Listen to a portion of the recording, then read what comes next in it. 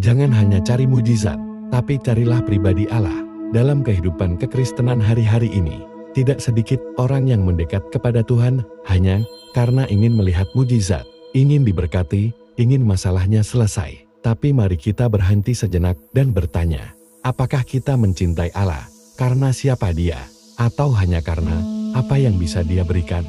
Tuhan Yesus sendiri pernah menegur orang banyak yang mengikutinya hanya karena mereka kenyang setelah makan roti dan ikan. Yohanes 6 ayat 26. Ini peringatan bagi kita. Ketika kita hanya mengejar mujizat, kita bisa jatuh ke dalam relasi yang dangkal, relasi transaksional. Kita hanya datang saat butuh.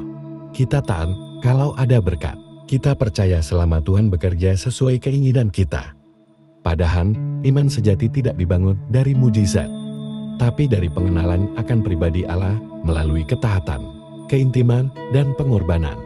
Hubungan yang dalam dengan Tuhan terbentuk bukan di panggung-panggung berkat, tapi di ruang-ruang doa yang sepi, di ketaatan saat tidak dilihat orang, dan di kesetiaan saat Tuhan terasa diam.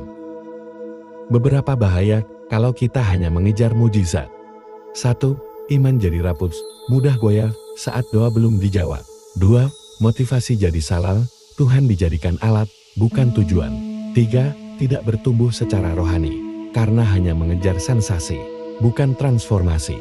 Lalu, apa yang harus kita kejar? 1. Pengenalan akan Tuhan. Hendaklah kita mengenal dan berusaha sungguh-sungguh mengenal Tuhan. Hosea 6 ayat 3. 2. Ketaatan dalam hal kecil. Tuhan lebih senang ketaatan daripada korban bakaran. 1 Samuel 15 ayat 22. 3. Keintiman dalam doa dan penyembahan. Bukan sekadar minta, tapi diam di hadiratnya dan mengenal hatinya. Mazmur 27 ayat 4. 4. Pengorbanan hidup. Kita dipanggil bukan hanya untuk diberkati, tapi juga untuk memikul salib. Lukas 9 ayat 23. Kesimpulan, mujizat itu nyata dan Tuhan memang sanggup melakukannya. Tapi jangan biarkan kita hanya mengejar tangannya dan melupakan wajahnya.